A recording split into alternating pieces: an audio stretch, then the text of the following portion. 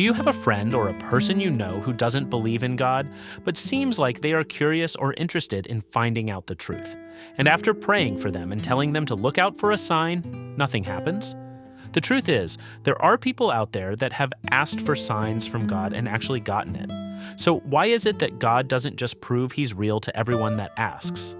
And wouldn't that bring in so many new believers? God in the Bible does say, "Draw near to me and I will draw near to you." So does it mean He's not faithful on His promises? The answer is much less straightforward than that.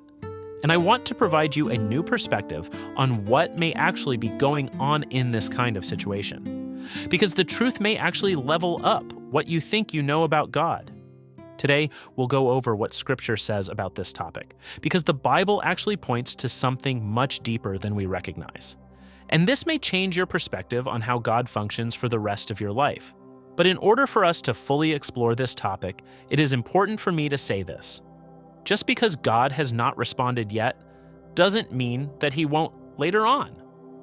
If God is real, and if God wants people to know Him, then why doesn't He simply prove Himself to everyone who asks? At first glance, this seems like a difficult question to answer, because the Bible is full of promises about God's faithfulness. God says that if we draw near to Him, He will draw near to us. God says that He rewards those who diligently seek Him. God describes Himself as faithful, truthful, and unable to lie. So what happens when someone genuinely asks God to reveal Himself and nothing seems to happen? Was the promise false? Was the person ignored? Or is there something about God that we're failing to understand? Before we answer that question, we need to establish something important. God absolutely does reveal Himself to people. Scripture contains multiple examples of God giving signs, visions, dreams, miracles, and direct encounters. So this is not a video claiming that God never reveals Himself. The real question is this: why does God seem to reveal Himself dramatically to some people, while others receive something entirely different? And when we start looking through Scripture, we discover that God may be operating according to principles far deeper than we first assume. Because the Bible doesn't merely present God as powerful, it presents Him as wise. And wisdom often operates differently than we expect. Most people approach this topic with an assumption. The assumption is that if God simply gave enough evidence, everyone would believe. But Scripture repeatedly challenges that idea. Think about Pharaoh. He witnessed plague after plague, yet his heart remained hardened. Think about Israel. They saw the Red Sea split.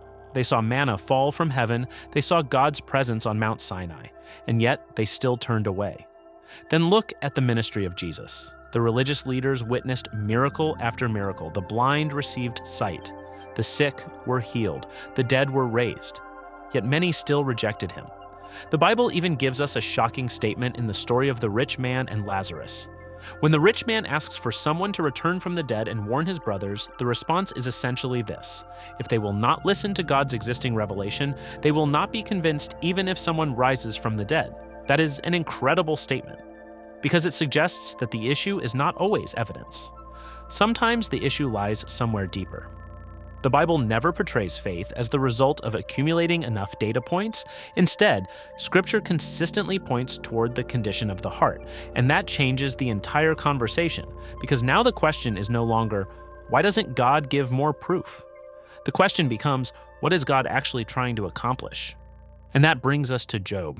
The book of Job contains one of the most fascinating interactions in all of Scripture. Job spends chapter after chapter asking questions. Why did this happen? Why am I suffering? Why is God allowing this? Why won't God answer me? Then eventually God speaks. But something unexpected happens. God does not provide a detailed explanation for most of Job's questions. Instead, God reveals Himself. He reveals His wisdom, His power, His perspective, His understanding of creation, His authority over realities that Job cannot even comprehend. And by the end of the encounter, Job's perspective has completely changed, not because he finally received every answer, but because he encountered the one who held the answers. That may be one of the deepest truths in Scripture. God's primary goal may not be convincing people that He exists. After all, even demons know God exists. Existence is not the final destination. Relationship is, trust is, transformation is. A sign can demonstrate power, but a sign cannot force love. A sign cannot create trust.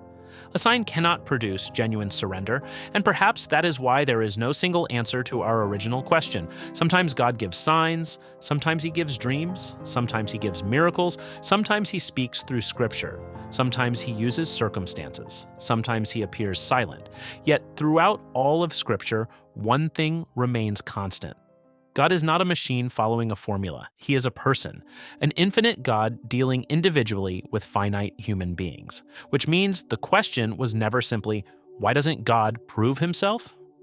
The deeper question may be, what kind of God are we expecting Him to be? Because the Bible presents a God who is far more personal, far more complex, and far more intentional than we often imagine.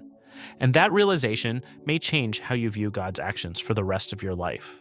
At this point, some people may be wondering, okay, if God doesn't always reveal Himself in the dramatic way people expect, then what exactly am I supposed to do? And I think that's a fair question.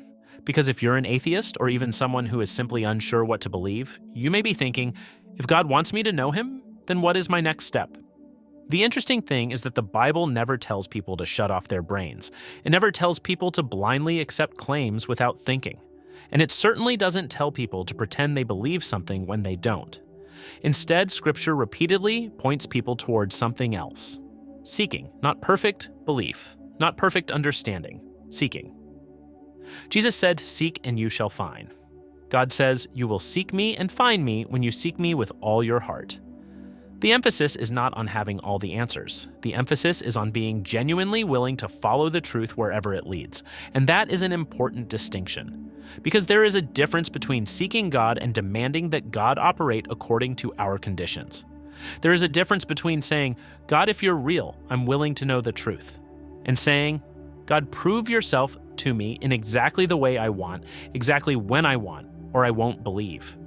The Bible consistently presents God as a person, not a laboratory experiment. And if God is a person, then perhaps the goal was never simply collecting enough evidence to win an argument. Perhaps the goal was something deeper, a relationship, trust, transformation. So if someone genuinely wants to know whether God is real, maybe the first step is not demanding a specific sign. Maybe the first step is approaching the question with honesty, reading what Jesus actually said, examining the claims for yourself, praying honestly, even if you're not sure anyone is listening, and being willing to follow the truth wherever it leads. Because after everything we've covered in this video, perhaps the biggest lesson is this. The question was never simply, why doesn't God prove Himself? The deeper question is, if God revealed Himself, would I truly be willing to follow Him? And that is a question that every person must answer for themselves. If you enjoyed deep dives into concepts like these, you'll love our other videos. See you in the next one.